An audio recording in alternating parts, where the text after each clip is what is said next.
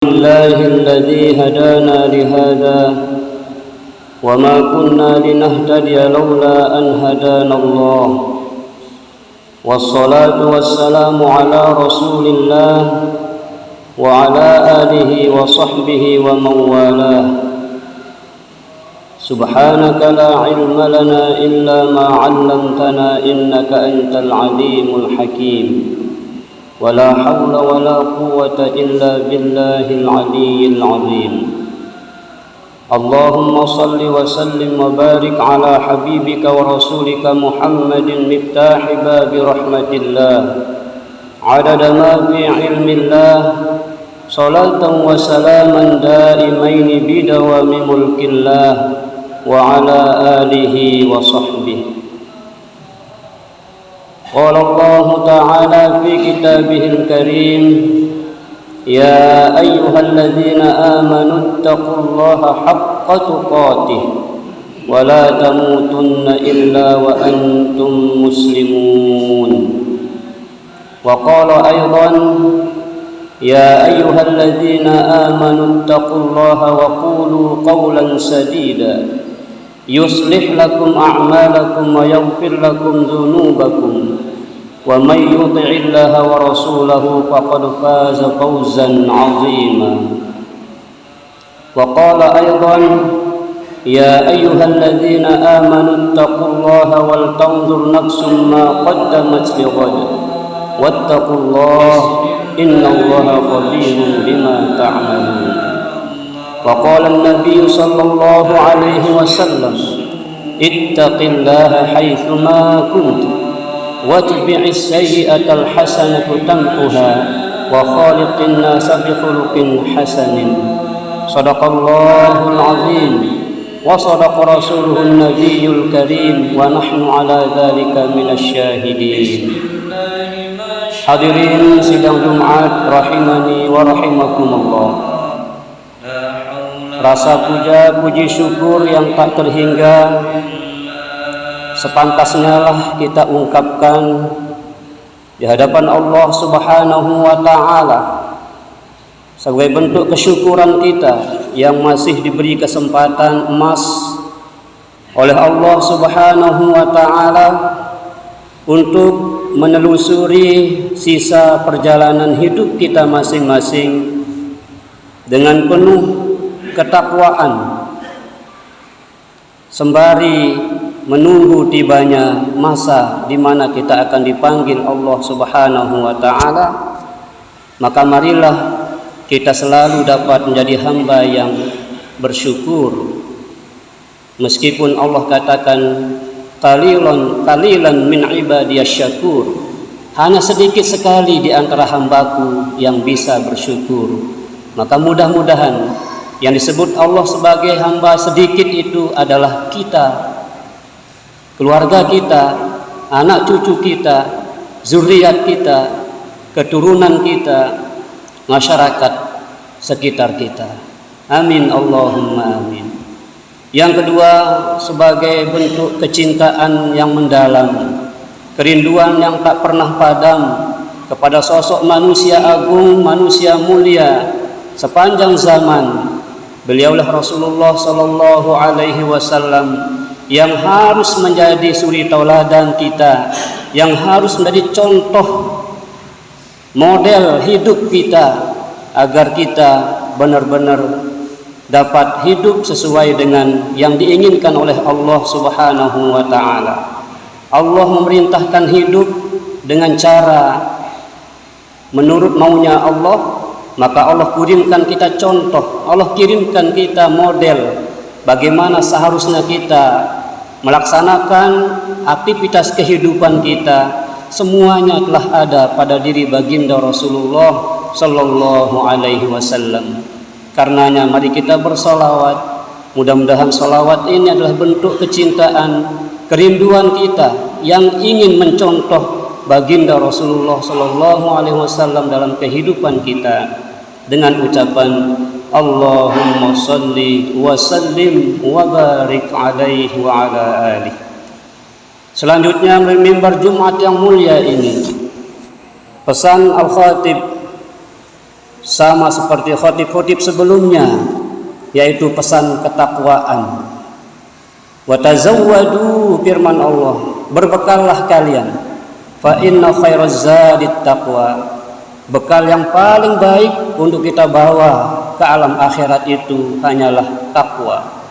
Bahkan Allah menyatakan, inna akramakum indallahi atqakum, bahwa orang yang paling mulia tidaklah dipandang dari sisi ekonominya, dari sisi penampilan fisiknya, dari sisi status sosialnya, tapi kemuliaan seseorang di hadapan Allah hanya dengan takwanya.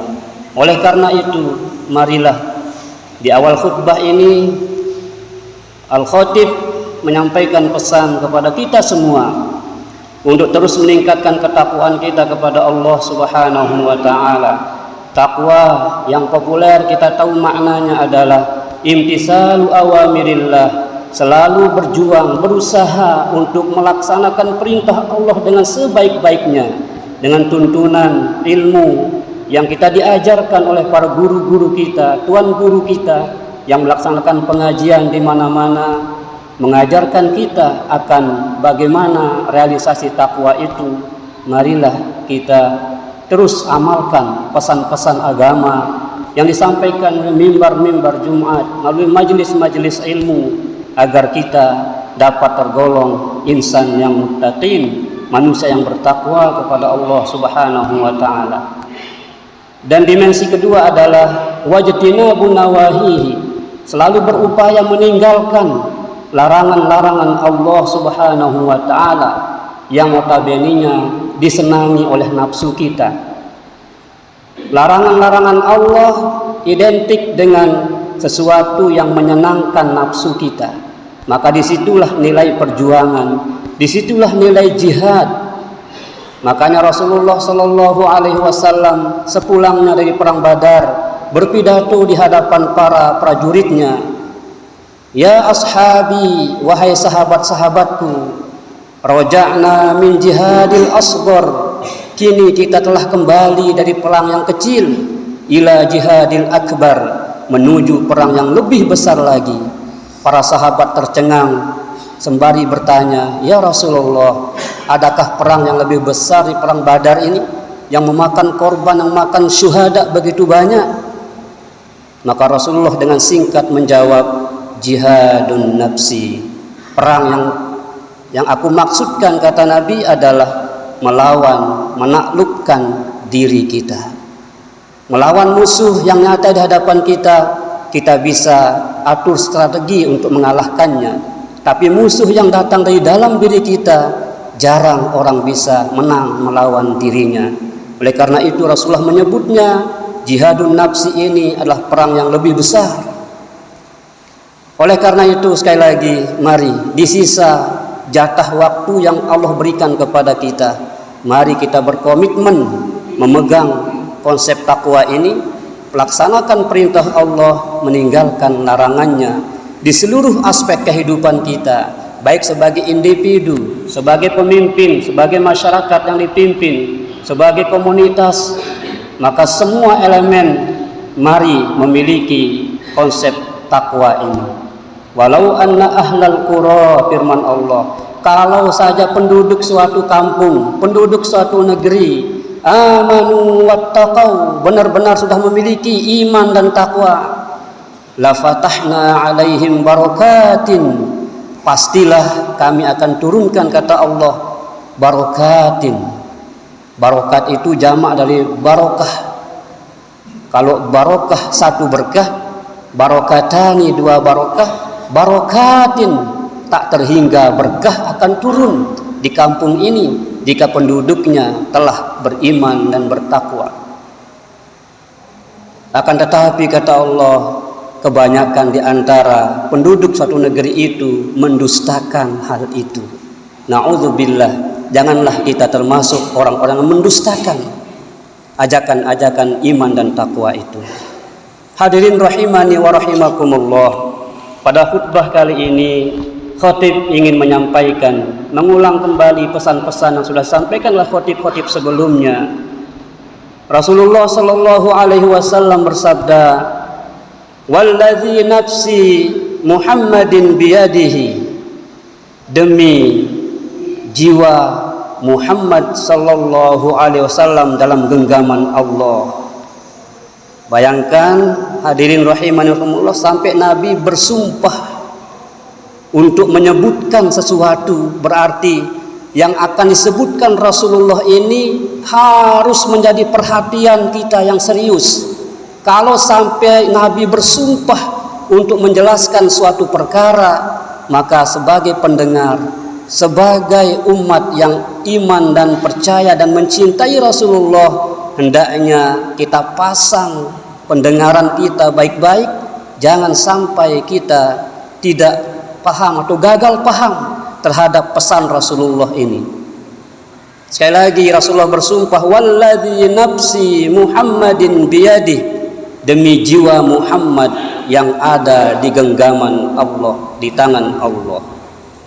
Anna masalal mu'min, perumpamaan orang beriman itu, kata Nabi, kamasalin nahlah, seperti nahlah ataupun lebah tawon. Jadi kita yang mengaku beriman ini diumpamakan oleh Nabi seperti lebah. Apa sifat-sifat lebah itu? Akalat thayyiban.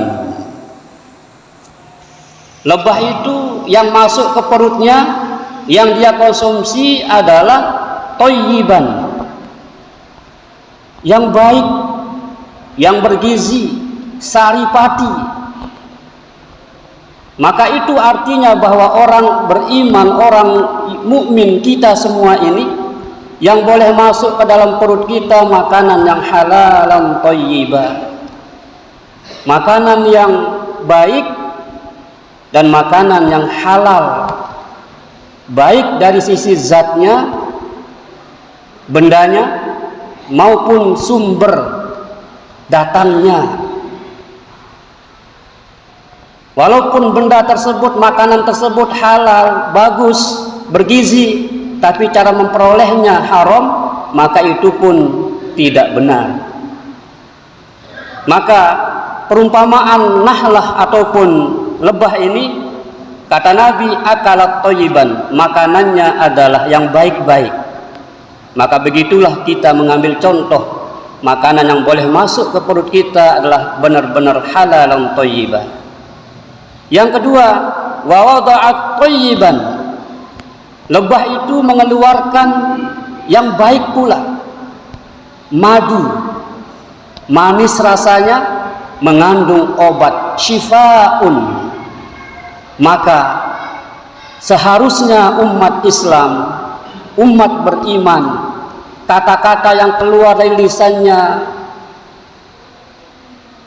harusnya kata-kata yang lemah lembut, qaulan sadida, kata-kata yang membuat pendengarnya sejuk, kata-kata yang membuat pendengarnya itu terpuji, kata-kata yang membuat pendengarnya itu luluh dan jatuh cinta.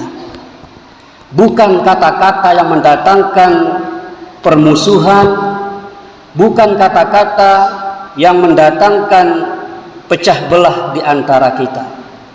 Mari kita belajar dari lebah ini, yang masuk yang baik, yang keluar yang baik. Dan itulah ajaran sholat, semuanya ajaran sholat.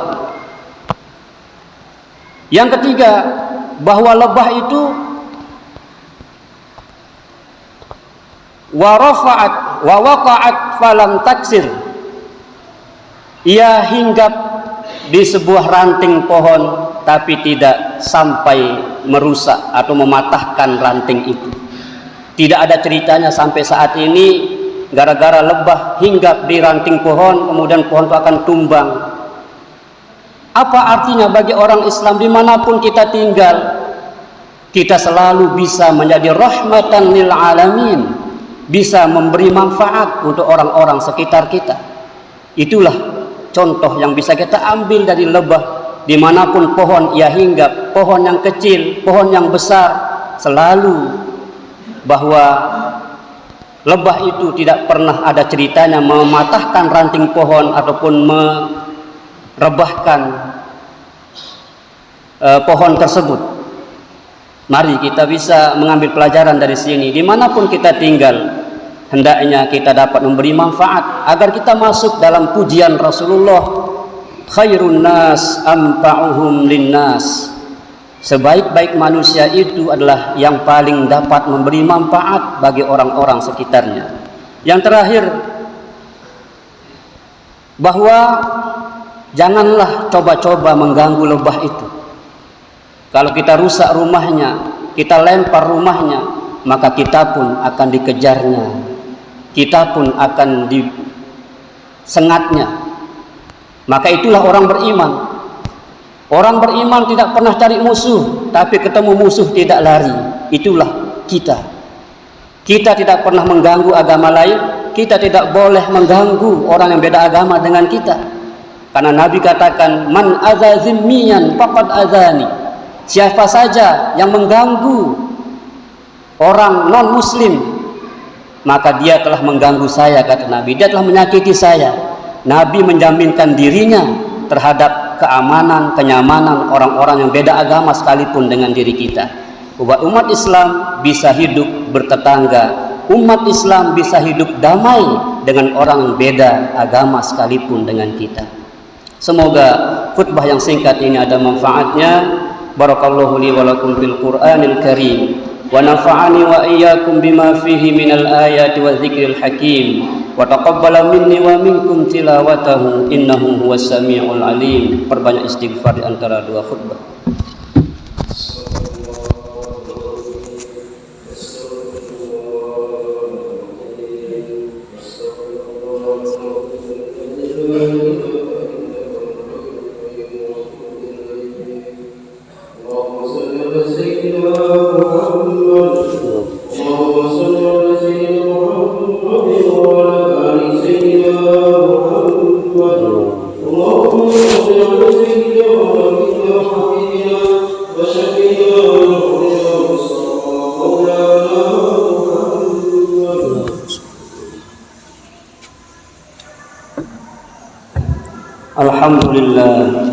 Alhamdulillahi rabbil alamin wassalatu wassalamu ala asyrafil anbiya'i wal mursalin sayyidina wa maulana Muhammadin wa ala alihi wa sahbihi ajma'in. Amma ba'd, fa ya ibadallah ittaqullaha haqqa tuqatih wa la tamutunna illa wa antum muslimun.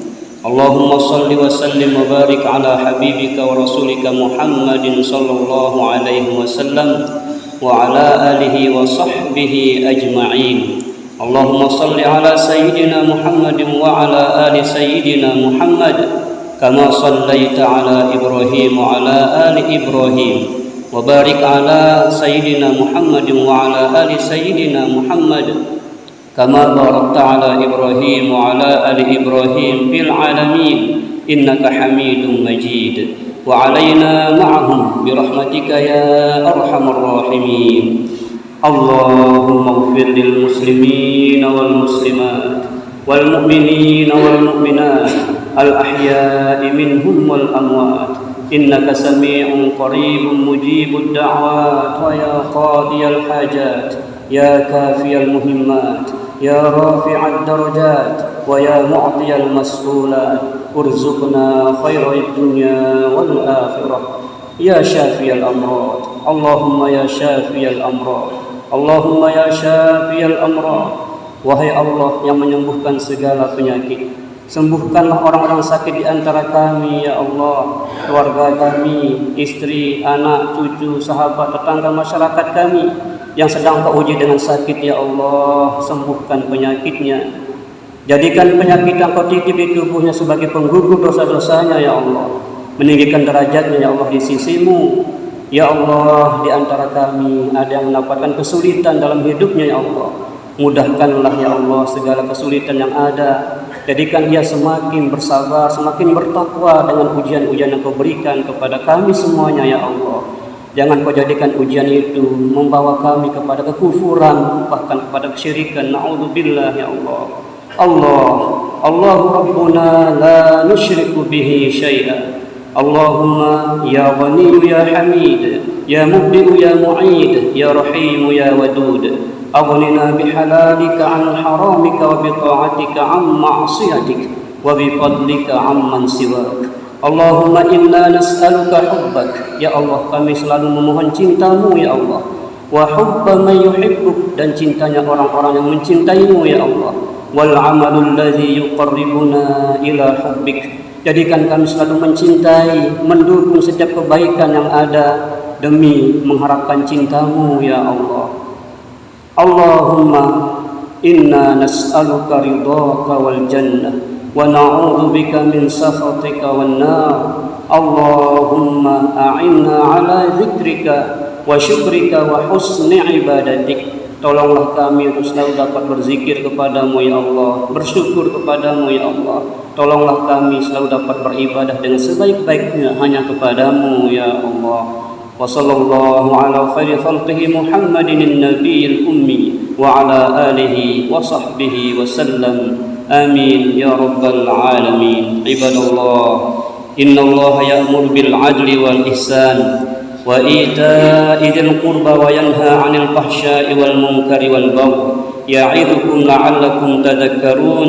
Fadhkurullahal 'azima yadhkurkum washkuruhu 'ala ni'amihi yazidkum wa la dzikrullahi akbar wallahu ya'lamu ma tasna'un. Aqimus shalah.